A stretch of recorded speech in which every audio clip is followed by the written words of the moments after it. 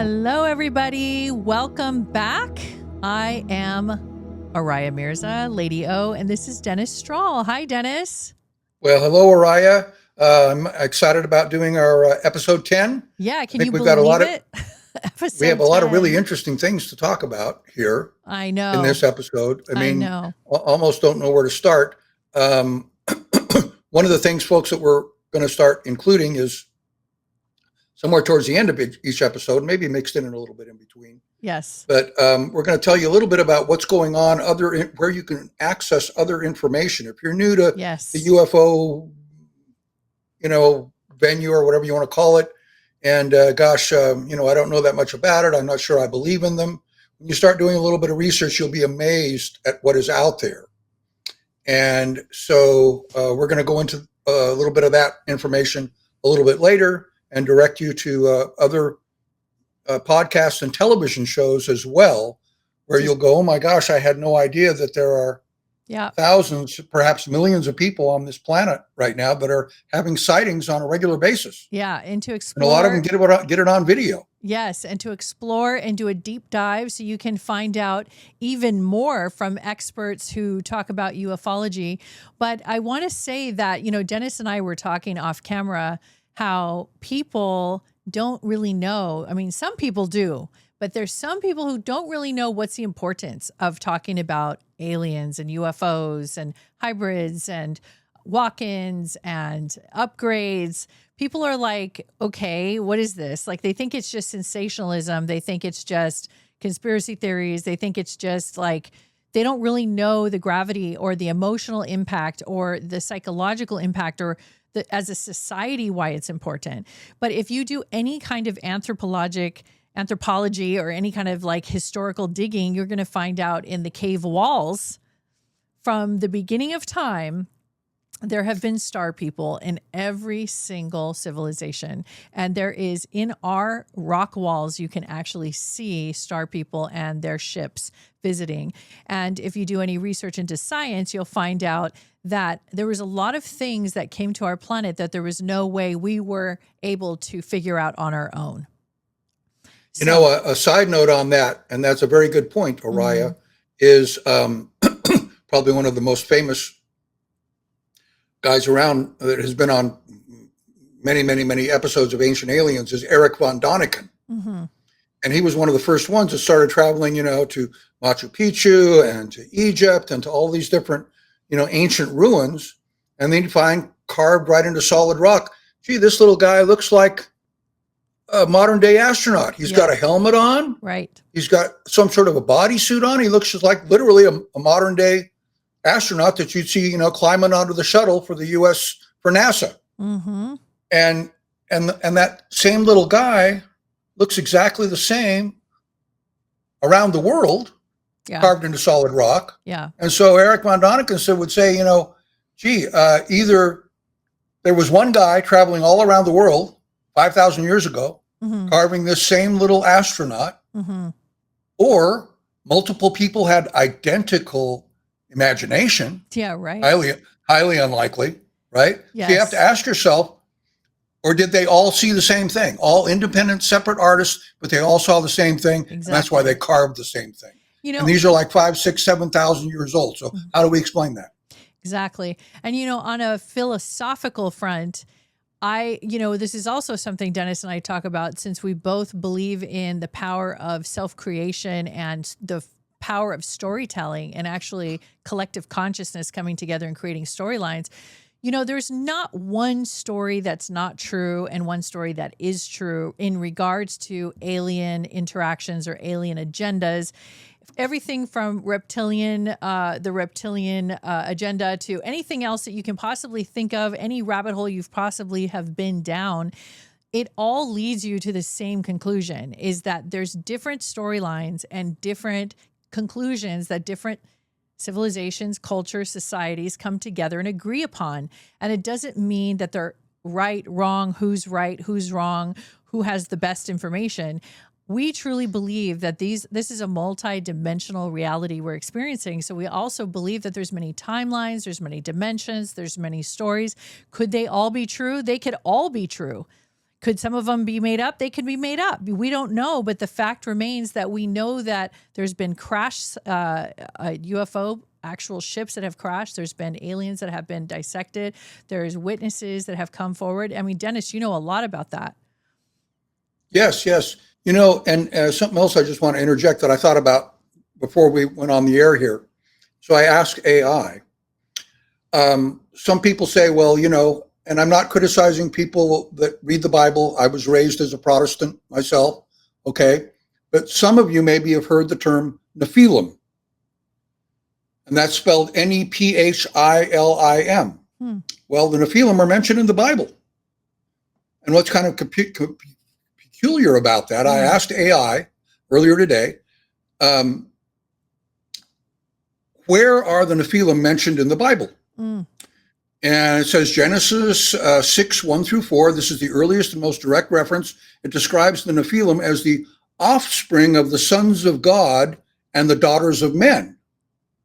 The Nephilim were on the earth in those days and also afterward, when the sons of God went to the daughters of humans and had children by them. They were the heroes of old and men of renown. Genesis 6, 4. So where were the Nephilim from? Right. The Bible doesn't tell us that. Exactly. And there was a bunch of them, and they were making love with human women. There you go. And there's your first and bearing children. Your first hybridization program right there. There you go. And so I just wanted to bring forward to the fact that, you know, there are actually references in the Bible that hint at people from other planets or beings from other planets a long time ago, including during biblical times. And then you look at all of how these cathedral paintings way high on the ceilings all throughout Europe. And you look up there and it looks like, wait a minute, that one little thing up there, it looks like they have like UFO. Little disc, little ships are actually floating in the air. Yes. And they even show them shooting across. And yes. Yeah. So, you know, it's not about, you know, being convinced that there's UFOs, because if you're watching the show, I can guarantee you that you don't have to be convinced, because if you've already watched any of our programs or have seen anything we do, you know that we're way far past that part of the conversation. But really what it is psychologically, like, what is the reason and the purpose that us humans need to be involved with, interested in, or exploring the idea that we interact with aliens? Like, why is that important? And, you know, for all we know, for what people don't understand, is that we could be getting upgraded, not just the ones like myself who remember my upgrade, or alien, or Dennis, who has actually been taken in a ship and returned in a different destination. But it could actually be that while you're sleeping, you're doing astral travel, or you're leaving your body, or your body's being worked on. I mean, there's so many theories and speculations about what happens in upgrades, right, Dennis? From like people saying absolutely. that there's like the moon is hollow and you're being upgraded there. Some people say that. Some people say they just take you and bring you back, or they work on you right there in your car or in your room or in your living room. And there's so many stories from many people. And so many stories that correlate too, you know. I'll bring forward here again the fact that you recently had another regression hypnosis session that regressed you back to an on-ship experience that you had. And it was with a hypnotist that happens to specialize in that, as well as past life regressions. You can also have a regression and go back to an on-ship Barbara experience. Lamb. But what I find interesting about that is, if you listen to there's a lot of videos by Dolores Cannon, who actually was the initiator of past life regression hypnosis sessions. Clear back in the 60s, she started doing it, way back. But she's done thousands of sessions with people that had onboard experiences. And in addition to people leaving on their astral body, just like you just mentioned, she says, I have many people that tell me, oh, they just dematerialized me right through the ceiling and right through my roof and right up to the ship, and they returned me the same way. Right. And she says, she's listened to thousands of cases like that around the world, were clients of hers. And she says, when they all describe exactly the same thing, none of these people know each other. They don't know each other. One's in Australia, one's in France, one's in England, one's in North Dakota, one's in Arkansas, one's in California. These people don't know each other. Well, how are they describing exactly the same experiences? Right. And what about all the farmers from before even television, when television was just starting to, was in its infancy? There were being, cameras would go out, or a news reporter would go out and interview these farmers from around the world that had interactions, saw ships above their home, ships landing in their field, the crop circles. And, they were so innocent to any of this. And you can see that they're innocent. You can see they're telling the truth. Yes. Yeah. So, well, and very often puzzled. The rancher on whose ranch the Roswell crash took place, if you recall, he was puzzled by what he found. So he called the police, and then the police called the military, and we know the rest of that story. Maybe Oriah and I will talk about that sometime in the future, but there's easy to find. There's plenty of documentary videos right on YouTube for free about Roswell. And then there are so many UFO related TV shows now, but in particular, Ancient Aliens will do a whole episode just about Roswell and interviewing people and the grandson and the son. And, my dad was the one, and stuff like that. So there's a lot of information out there. If you're curious and interested, you'll be amazed when you start digging. Right. How much information is out there. And just go into whatever direction you're curious about. Well, now, that sounds like a bunch of bogus stuff to me. So I'm going to focus on that subject. Good. Do that.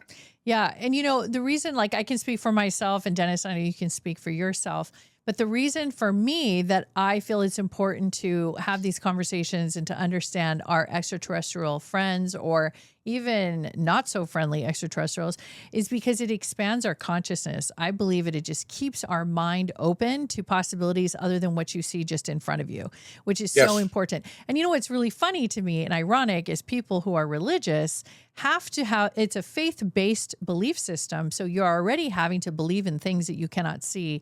It's funny. Absolutely. It's funny if they draw the line where, well, we cannot see or understand how aliens exist, but we cannot believe that. But we can believe something that doesn't exist or we can't see in the Bible, and we believe that. So it's picking and choosing what you want to believe. And you can't see it with your naked eye most of the time. Now, if you can't see an alien with your naked eye, you are going to be a believer. Trust me. If you ever have that opportunity like I did, you believe it. It changes you for life. Look how much we can see without a telescope, just looking up into the sky. Okay, we're only able to see a limited amount.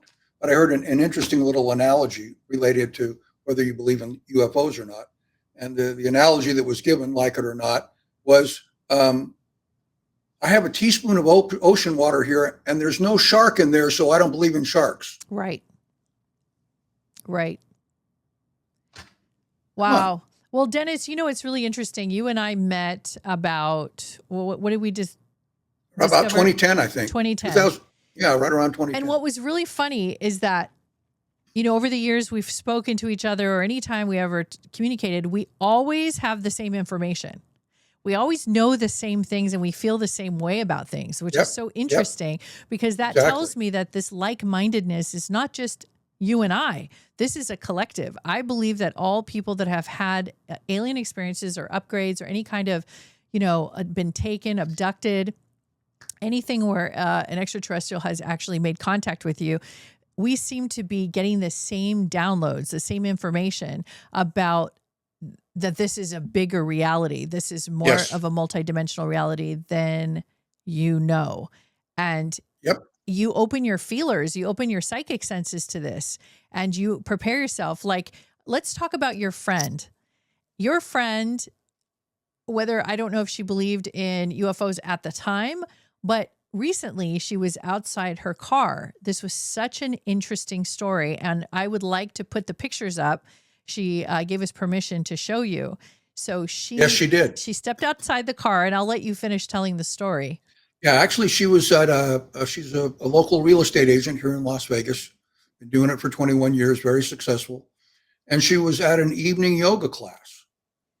And she was leaving the class and walking towards her car.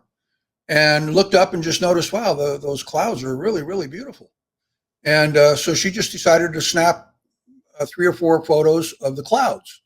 So she didn't see anything with her naked eye. But once she climbed into the driver's seat to drive home, she's looking at her pictures and she zoomed in and, oh my gosh, there was 3 UFOs. Now, She was really baffled. Yeah, I saw these photos and you saw them, and we looked at it with a scrutinizing eye to make sure it wasn't a lens flare. And, you know, she filmed it accidentally or maybe on purpose in live mode on an iPhone, which means it captured a little bit of movement, which the next time you see her, you're going to do a recording. Yes, I am. Yeah, so she can hold down the button and see the actual movement. And so it does show the movement and the erratic motion. And they move very quickly. You know, the thing I point out to people sometimes when you do have UFO sightings, which both Oriah and I have and many other people, is when it's a solid light, whether it's round or saucer shaped. Either way, and it's moving sideways, let's say, rapidly. I've seen them move back and forth across a mountain range top, for example. Well, an airplane can't do that. Even if it had one big headlight, which they don't, they've always got running lights. Even if it had one big headlight, it can't fly sideways across the top of a mountain range. Right. I've seen that several times when I used to live in Palm Springs. So Mount San Jacinto is a 10,700 foot mountain. And you see them, you know, flittering back and forth. Well, and a helicopter can't do that either. Right. So, and you don't hear any sound, it's silent. So when you see a really, really bright light, and for one thing, you can't hear anything. Normally, most of us know within what kind of a range, distance-wise, that you can hear a helicopter coming, or you can hear an airplane coming or passing by. Yeah. We all know what that sounds like, and we all know what the basic range is. When you see a bright light, regardless of the range, and there's absolutely no sound at all. I mean, if any of you that are listening live near a military base, man, you know what, those fighter jets, you can hear them from a long ways away. They are really loud. I mean, it just kind of crackles the sky, with sound. Right. And I've spent quite a bit of time in commercial mining, as Oriah knows, just west of Area 51. Yeah. So I've seen and heard every kind of military aircraft you can imagine, because within what's called the Nevada test site, which is what contains Area 51 within the test site, there's 4 or 5 military bases just within the Nevada test site. It's huge. And the bottom end is down here close to Las Vegas, but the top edge is 220 miles north of here, is the top edge of the Nevada test site. So, you know, and I've had some sightings here in Nevada that were completely silent and either round or oval shaped lights that were very, very bright. Yeah. And I've seen plenty of aircraft during the daytime and heard them. So I know what they all sound like. Right. And what I've seen and heard were not conventional aircraft. Right. And, you know, like when I lived in Malibu on the hill, because there was another house that we lived there when it was on a hill. And I remember. Yeah, on Las Flores. And every single night there would be a UFO show. And anybody who was visiting or coming to the circle or anything, they would go out in the point and we'd all get our binoculars out or a telescope. And we'd see one after another, especially because our viewpoint was kind of looking towards Catalina Island, which is a hot spot.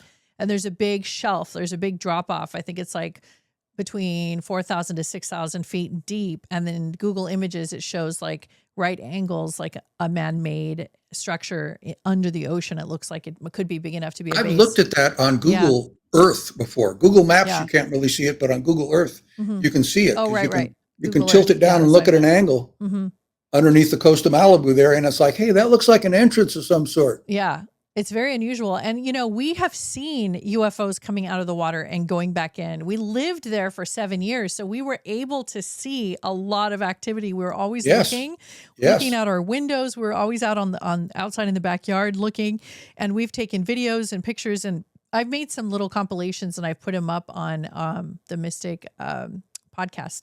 But good. Yeah, Super. So it's up there. But you know, they come in the form of orbs, they come in the form of ships, and then some are energy orbs or energy like cloaked, invisible ships. Yes. But, these beings of higher intelligence, some people speculate, and I do believe to a certain extent, it is us, our civilization in the future. And it's us coming back to visit to help us to evolve. But that's one storyline. And I'm never going to say that's the only storyline because I know there's so many. There's so many. And who knows you how have to many consider too, one of the things I think about a lot of times. Yeah. Because I think everything is possible, right? Mm-hmm. So let's say that some of the visitors are from another galaxy, Mm-hmm. not from the other side of the Milky Way, which is our galaxy, but from another galaxy. And you look at, the U.S. was founded in 1776. Between 1776 and now, look at the technology that we have. Mm-hmm. Okay, we're not doing too well on the spiritual side as far as everybody being peaceful. Okay, Mm-hmm. we still got wars and everything going on. Mm-hmm. But let's say that one of the visiting group of beings is literally 1 million years beyond us. Yes. In spiritual development and intellectual development and technological development. Mm-hmm. Well, they're so far ahead of us. I mean, if they were orbiting in a cloaked ship and listening and watching what's going on here, well, we're not going to land there because look, they still fight amongst themselves on their own planet. Yep. As long as we come from this duality and this contrast that we are, it's like good versus evil, black versus white, the push and pull, you versus I, it's never us. It's you are over there, I'm over here, the judgment of each other and not accepting each other. As long as we keep having these non-peaceful interactions, it's going to take a while. I don't think it's going to be in our lifetime that we're going to see humanity become so evolved that everybody understands that we're all in this together in a creative structure, a creative force of unity where we're all coming together to create together. It's going to take some time, but I think we're headed in that direction. I just think that it's going to be messy and loud before it settles down. I think, I'm curious if you've observed something, Oriah, something that I've noticed over the years. Mm-hmm. And I know we kind of tend to draw these kind of people to us because of our personal beliefs and expectations. Mm-hmm. But I've noticed over the years more and more people moving towards what I like to call non-denominational spirituality. Yes. And not to minimize the value of the teachings of Jesus and Buddha and Krishna and all of the benevolent spiritual teachers, okay? Mm-hmm. No one is necessarily better than another. Mm-hmm. They all were teaching about love and forgiveness and compassion, okay? 3 really important things if you want to have a peaceful planet. But I've noticed that more, and I think the reason that they're doing that, and I'm curious as to your opinion, Oriah, but I think the reason that people will say, well, I practice non-denominational spirituality, it's because you don't want to get in an argument anymore about my God is better than your God, or my Savior is better than your Savior. But let's talk about happiness and spirituality, Yeah, but what's funny is even if you say that, if you say it to somebody who is religious or doesn't call themselves religious, but they are, like some Christians don't consider themselves religious. Right. Okay. You're still dealing with people who go, oh, so you're still not believing in what I believe, so therefore you're wrong. And exactly. Yeah, and you don't believe in my God the way I want to believe in it, and so therefore you're wrong. And so they don't understand that it's all of our creator. It's the creator, it's the mother goddess, it's the grandmother, it's the great I am, it's the intelligent force that has brought us all here. And who are we anyway? Do we even know who we are? Do we even, if we crack Dennis open and we unlock Oriah, can we configure out an identity? Who is Oriah? Who is Dennis? There is no final, there's no final identity. And that's where we get into the very title of our podcast, which is Quantum Mysteries. That's right.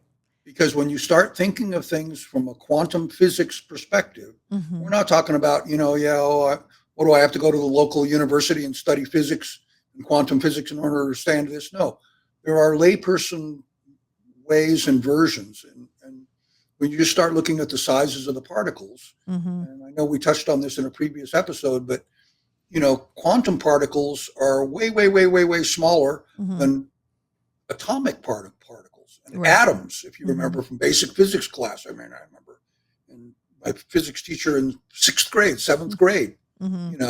Right. saying, atoms, there's no real mass. They're just little balls of energy. The electrons and the protons and the neutrons inside of that atom are just little balls of energy. So when you get down to the quantum level, they're really, really tiny, but there is no substance that you can think of, including the air that we breathe, where it's not absolutely 100% solid quantum particles. Right. There are no gaps in between, like, okay, halfway between here and the moon, there's a 20-mile section where there's no quantum particles. Right.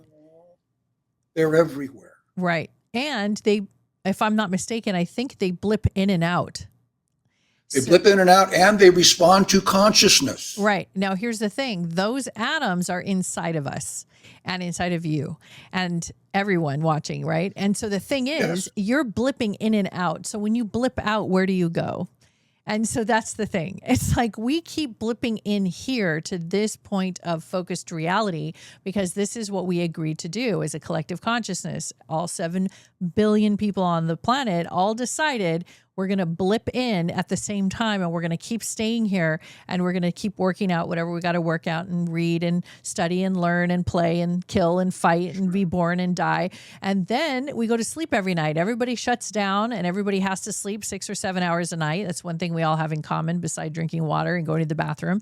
And we have to sleep. And when we go to sleep to recharge, where do we go? We go back out and we're somewhere else and we're not here anymore. Just our body is laying here and we're encompassing another version of ourselves doing other things. So what's the dream state?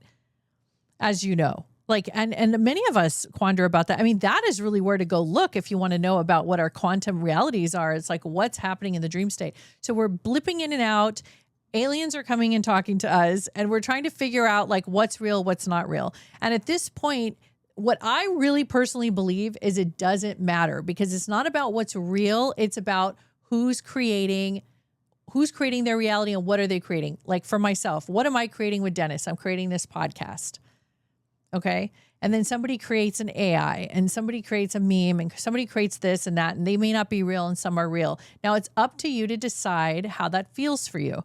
If that feels good, if that feels bad, if you don't like it, don't watch it. If you like it, watch it. If it's real or not real, makes no difference as long as it feels good to you and you like what you're seeing and it brings you some kind of edification, joy, expansion, something about you increases your vibration, then enjoy it.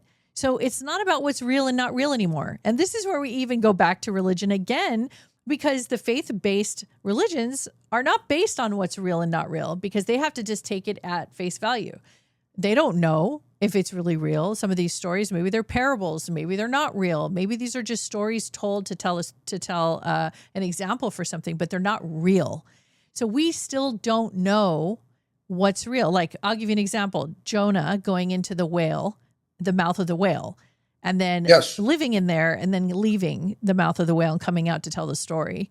So technically, biologically, it doesn't feel very real to me, but it's a parable and it tells a story about perseverance and faith and believing.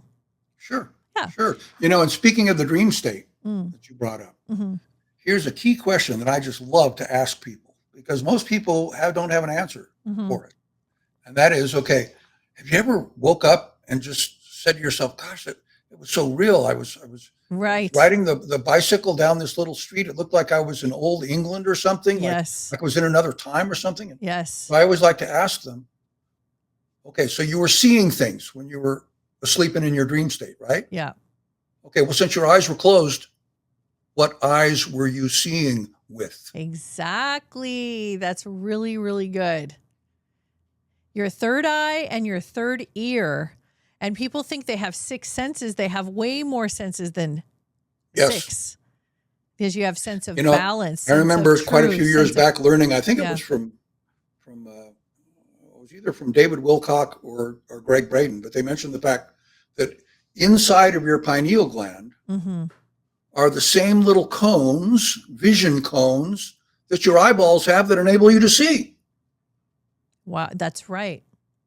So from that extrapolation, I would say when you're in the dream state, the eye that you're seeing with is your pineal gland. Wow. That could And that's very your well window into the cosmos. be. Mm-hmm.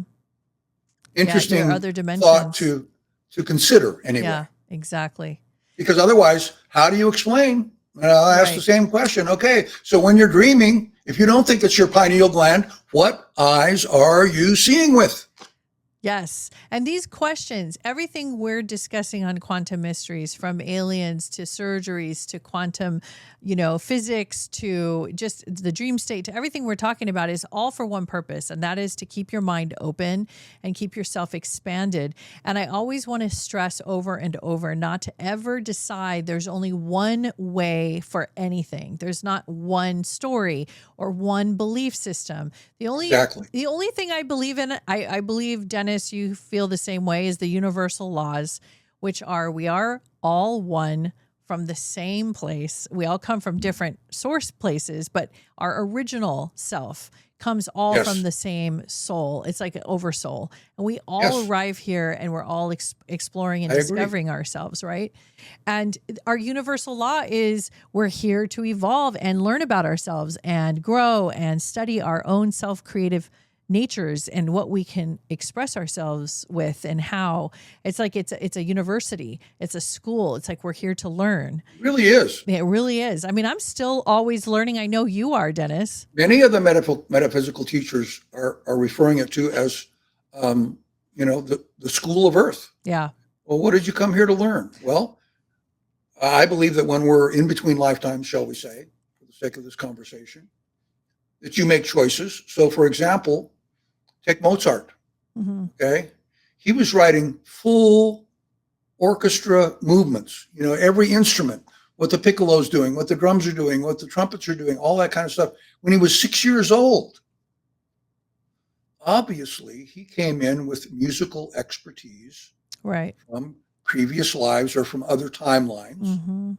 Or downloading. Because otherwise, how do you explain a musical prodigy like that? Yeah. And those children exist today more and more than ever before. And that's because these kids are open channels and they're able to receive these downloads that are coming through. I mean, if you watch them on Instagram, you see them all the time, these little kids, babies, toddlers, little kids that are they have these extraordinary abilities. And it's going to become more and more evolved like that. And so the older you are in your generation, if you're a boomer or a Gen X, we always have to remember, just because we lived a majority of our life or a big part of our life without cell phones, internet, things like that, it doesn't mean that we are supposed to stay in that vibration. Yes, keep the things that felt good, of course. We have good memories of not having a cell phone. We have great memories. But to keep in mind that evolution is important, because it's about us releasing our ideologies and our feelings of like what life is supposed to look like in the past.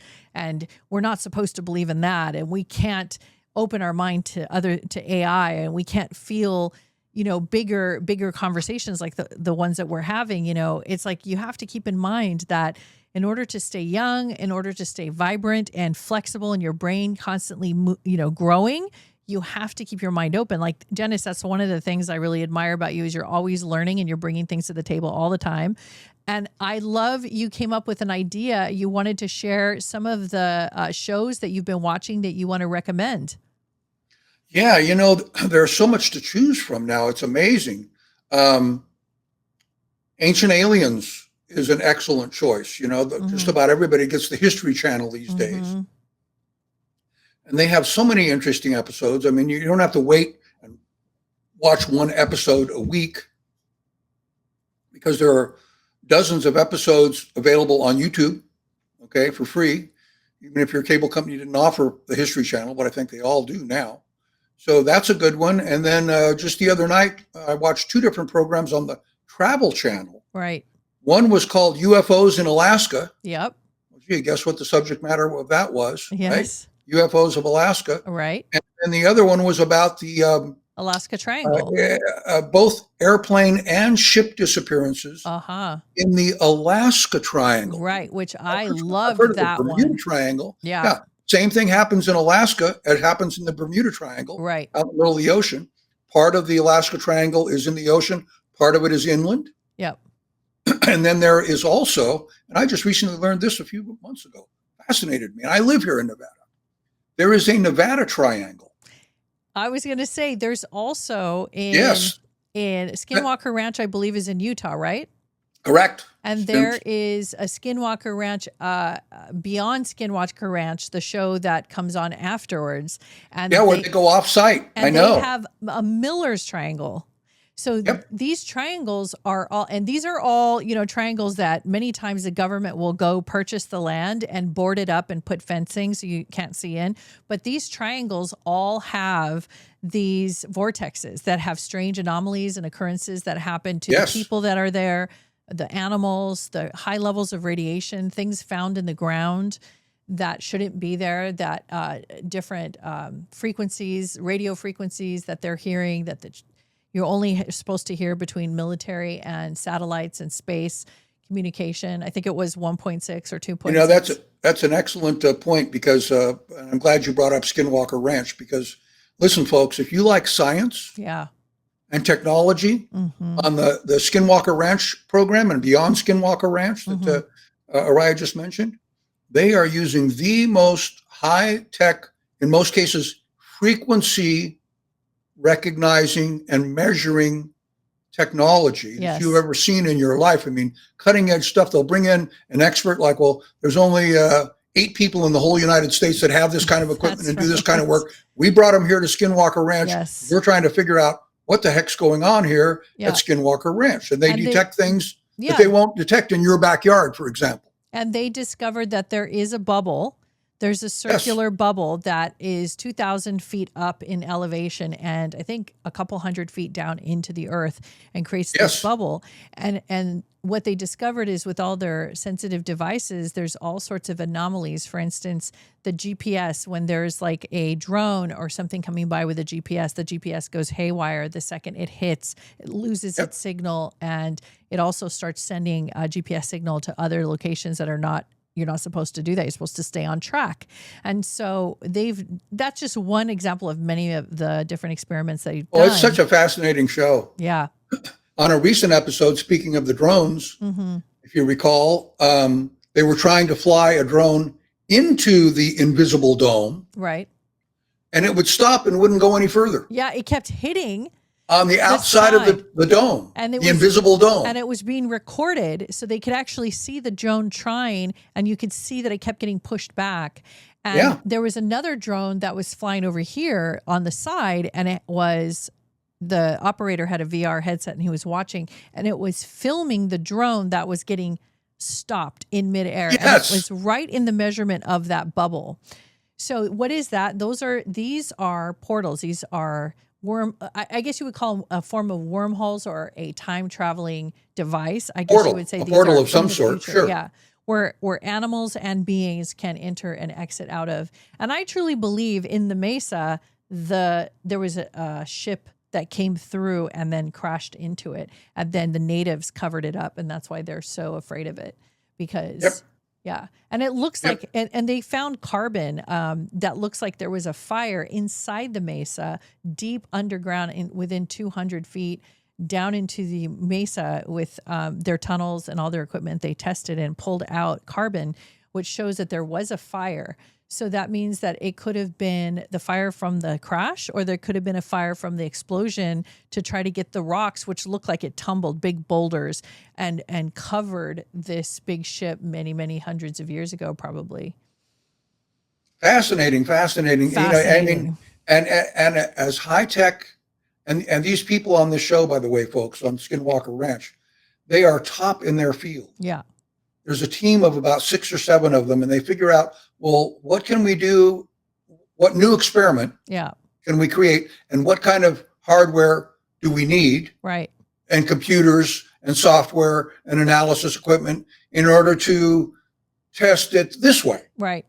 And so these people are top scientists. They're not just, from wherever, Podunk, Idaho, and I love Idaho, but, these people are really, really smart people. And when you watch these shows, it's like, boy, oh boy, if I was standing right there with them, I wouldn't have any more answers than they have. Oh, I mean, Riz and I talk all the time how we wish to God we were on that show in that in that location with them, like that would be a dream come true. And we love the tech leader or the scientific leader, which is Taylor and Yes. Travis Taylor, and he's an astrophysicist, and he is just He's a brilliant guy, isn't he? He's brilliant, and he's an explorer, and he'll try anything, and he's so smart, and he figures everything out.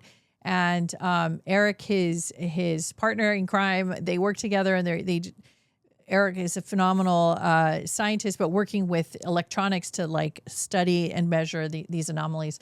So and then they've got cameras all over that property. They're watching everything up in the sky, down on the ground, all the time, day and night, 24/7. Yeah, they have heat sensors, and they have, I think, night vision and all sorts of things. So if you guys get a chance, you should definitely try watching Skinwalker Ranch. The reason it's called Skinwalker Ranch is because the natives called the animals that they saw that were unnatural, and they did not match the regular animals in the area. This was strange animals doing strange behavior, and not in a good way. Many, many years ago, they called them skinwalkers because they felt like they were kind of transforming themselves or changing their skins, like they weren't from here. And many people I've talked to said they're scared to watch the show because of the name, and they don't realize it's heavily scientific. It is, and it's really very just, scientific. It's just breaking down and trying to understand what a portal is. And that's really what we're doing, is we're trying to get to the bottom of how does this portal work? What is it? Where does it come from? And Bigelow, as we know, owned this site prior, and for whatever reason, he was run off. I think they were there for about 10 years. And then they couldn't figure out, as much money as he had, bazillionaire. Yeah. They couldn't figure out what was going on that property. And prior to Bigelow, the U.S. government occupied that property, and they conducted all of their tests, which for some reason, and they just mentioned this again the other night, no access. It's not public information. So whatever the U.S. government discovered on that property, it's all still top secret. Yeah, and they have filmed. What are they hiding? They filmed black ops and helicopters flying across, and flybys by military personnel that don't show up on their air radars. They don't see them, and yet there they are. And they filmed it. They filmed the black helicopters, military helicopters going overhead. So, yeah, this is definitely, the government knows about this. I for whatever reason, they're not stopping it, and it could be maybe they want to have us discover it. Maybe this is their way of a slow rollout. We wonder, because they recruited Travis to come work at the top level in the government at, I forget the name of the department, but it was in like research in ufology. And I forget the name. If I remember the name, I'll put it in the description. But he worked there for about a year. So I'm curious why he didn't stay on. Why did he leave after his tenure was over? I also find it interesting he worked for the government, which I thought was interesting, that he's working for the government and also this private sector. And what does he know? And does he know more than what he's saying? Or is he like sent by the government? Like there's all these questions, like why is Travis doing this? Like, why is he getting away with it? Right. And there are so many whistleblowers, so-called, coming forward now. I mean, there have been several actually congressional sessions where, some of the whistleblowers are asked very pointed questions. And in some cases, they do respond, well, I'm under a non-disclosure agreement, and I'd have to talk to you about that in a private session. Right. In these congressional hearings that are aired. So it's like, okay, so there's something going on behind the scenes there. Yeah. That's significant. Otherwise, they wouldn't be commanded by the government. No, you can't talk about that. Right. Why is that? Well, if you want to see the cutting edge whistleblowers, where they go, what channels they go to and actually like come clean and share all their secrets and their military personnel, is News Nation is one of them. And that is with Ross Colhart. And then I believe there's, I always forget his name, the guy with the beard. He was also at the congressional hearings and they both of their names always escape me for whatever reason. But he worked, the older gentleman worked with John Lear originally. He was the journalist. Do you remember who I'm talking about? I remember it. I can't think of the Yeah, isn't name that either. weird? Like when it just like Yeah. blocks out and you just I cannot remember it. But and I'm sure if you guys remember, you could put it in the comments. But so and I'll also put that in the description. So yeah, there's channels that you can go to that you will hear real witness disclosures. In fact, another one that I'll mention that has been a regular off and on the Ancient Aliens show, his name is Michael Salla. Okay. Spelled S as in Sam, Alla. And he has his own podcast. And he talks to a lot of insiders and whistleblowers. And sometimes they'll disguise their voice, or they'll have like a mask. And then he disguises their voice because they don't want to be, discovered who they really are. And the things that they disclose are absolutely fascinating. Yes. And I actually got to meet Michael Salla in person a couple times, because the first 7 years of the 4 to 5 day annual UFO conference called Contact in the Desert. Mm-hmm. And most of the headliners that are on Ancient Aliens, folks, were there for all 7 of the years, which was 2012 through 2019. And they shut it down for a couple of years during COVID, but it's back and active again. It takes place in the Southern California desert out near Palm Springs in a place called Indian Wells. And they extended it from a 4-day event. It's now a 5-day event. But let me tell you something. Oh, I don't know anybody that believes in UFOs, Mm-hmm. I don't want to talk about it to anybody because they'll all think I'm nuts. Right. Last year that I attended in 2019, there were over 5,000 people there. Yeah. I believe. And I met people from all over the world. Well, I met people from Australia and England and Germany. I remember who the names are. It's George Knapp and Jeremy Corbell, of course. There you go. I don't know why I had like one That's of those okay. brain farts. You got it. I couldn't remember. It came through. Came through. Yeah. So, wow, this has been such an interesting talk. And yes, Dennis, if there's anything else you want to add, I think today I just wanted to kind of just touch base on all these little areas, because I wanted people to get kind of an idea of why this show exists. And what we're doing is we're showing you ways that you can keep your mind open and go into other places without feeling nervous or scared. And especially for people who are new to this conversation, because it helps you to understand how to see things without fear that there's, doom and gloom and scary, conspiracies and things like that. Well, and I think too that people that aren't even willing to accept that UFOs are real, let's say, then it's really a stretch for them to believe or understand that people are actually taken on board, either willingly or without their knowledge, but still in a benevolent way. Right. And then, as we mentioned in a previous episode, there have been movies out about real occurrences. Yes. Like Travis Walton. Yes. Fire in the Sky. Yes. Paramount Studios made a movie about that, and that had some pretty scary parts in it as far as what they did to him when he was on board. So that can scare people. It's like, well, right. And then they think all aliens are bad. You know what I really want to talk about with you on one of our future shows is I want to talk about Close Encounters and Steven Spielberg and that whole entire, it is such a huge story of the fact that this really happened, and they approached Steven Spielberg to film it, and who was the players involved and how the government was involved, and the story of all of that is so fascinating. And it is, and it's not all, everybody thinks, it's just all science fiction. But if you remember the French fellow, the scientist from France, that was one of the lead actors, well, he was fashioned after a real UFO investigator. Yes. From France. Yes. And Ancient Aliens did a segment on that back a few weeks ago. And it's like, no, he was a real guy. Right. So a lot of the things in that film weren't just it wasn't everything made up. Right. For science fiction. There were real people that were being depicted. Right. Because they have in real life expertise in those areas. So I think the name of the French guy is Jacques. Is that how you say it? I believe so, yes. Jakqueues, and his last name is Vallee. That's him. Jacques Vallee. Vallee. Yes. So yeah, wow, this has been really fun and exciting.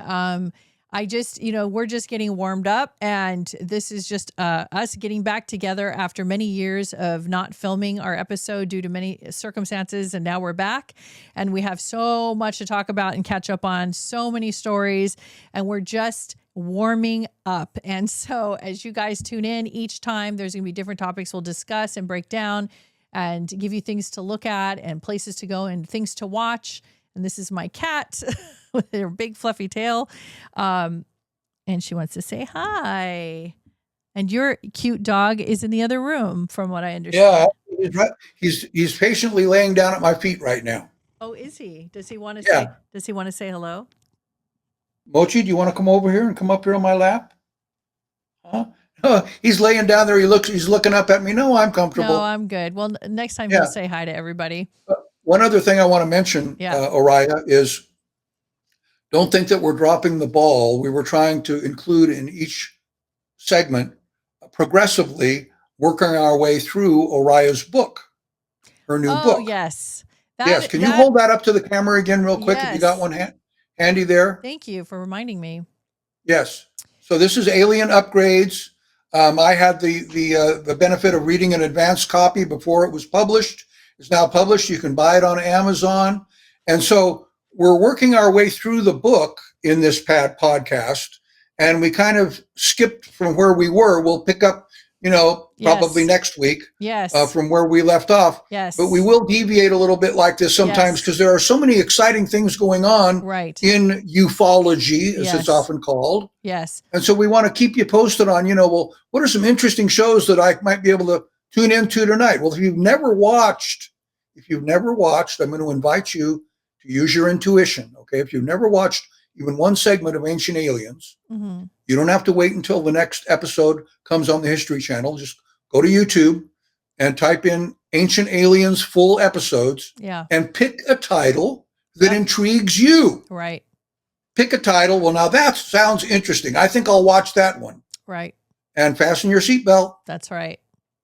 This is a never-ending story, and it's so, so good. And I'm so happy that it feels like this current wave we're on, because it comes and goes, and I know there's been lots of waves in history.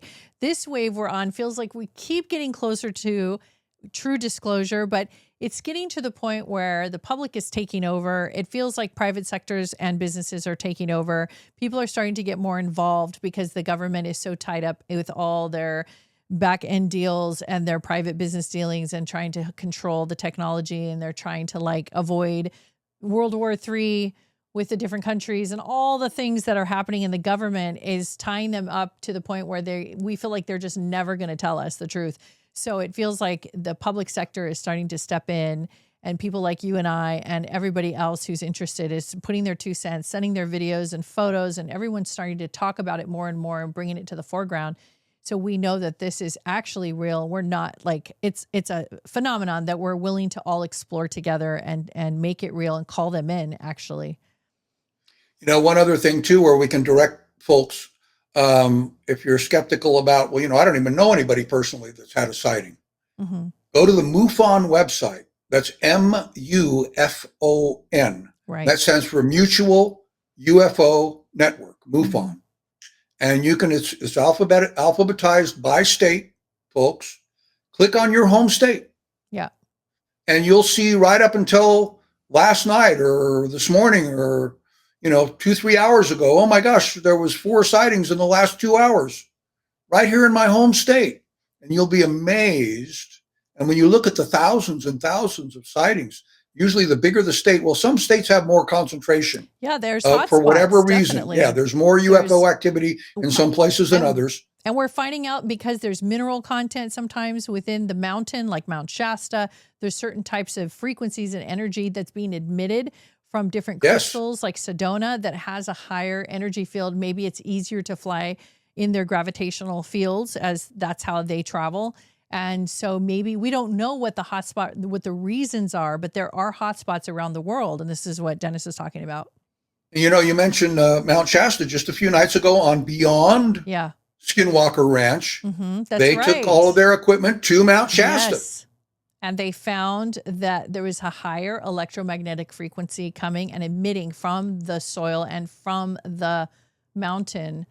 Yes. And that has probably something to do with that feeling people get. And there's a calming effect. And also, who knows what it's doing to the gravitational field of the ships that use that to travel.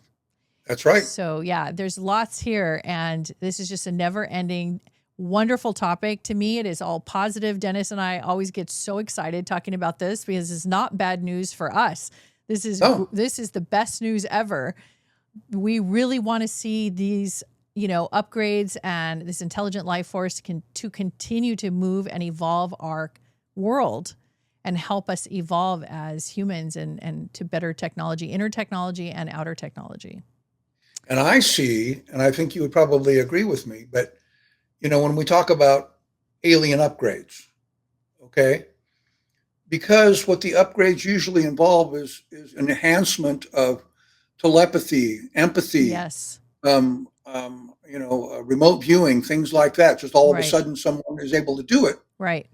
When you really think about it from a spiritual perspective, those are really spiritual talents. Yes. Spiritual achievements. Yes. That we just haven't accepted that in a realm of possibility, but when it lands in somebody's lap because they're taken aboard a ship and all of a sudden they have this psychic ability or something, right? Then it's pretty hard to deny.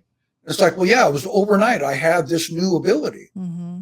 Well, if you view it rather than as something scary, as a gift from God, if you will, right? Now you have the ability to be more compassionate with other people. Truly. You might help someone that you might not have helped otherwise. And it just makes the world a better place. And sending out the positive energy and positive vibes wherever you go, including even on this podcast, if you feel comforted by what we're saying or there's any kind of good feelings. I mean, that's really what it comes down to. That's what it's about for us, is we want everybody to feel a little bit more comfortable, a little bit more relaxed in this conversation. So if we could do our part to bring that to you, we hope we help somebody out there feel a little bit better tonight. And we would love to see you next week. And thank you so much, everybody, for joining. Please tell us where you're coming from, where you're watching from in the comments below. And if there's anything that you'd like to have us talk about that we haven't addressed yet, mention that in the comments and we'll try to include it in the next episode. Also, I have a little surprise gift for anybody who's watching. If we reach, I'm going to say 50 comments. And that includes your own. If you want to repeat comment, make sure that you're not repeating the sentence, but you could repeat how would I say that? You can comment in different ways. Further insights. Yes. Further insights. If we get to 50, what I will do is I will do a raffle and I will pick somebody from the comments and I will send you my book. And what I'll do is I'll reply to you and say you have been chosen. And I will give you the email where you can email your mailing address and I will mail you out a free signed copy. That's exciting, Oriah. Yeah, isn't that cool? So one of you out there has an opportunity to get a free copy of Oriah's book. Yay! That's awesome. Well, thanks everybody so much. And thank you for joining us tonight. And say hello to your pets for us. And love and peace to everybody. And we'll talk to you next week. See you next week. Bye.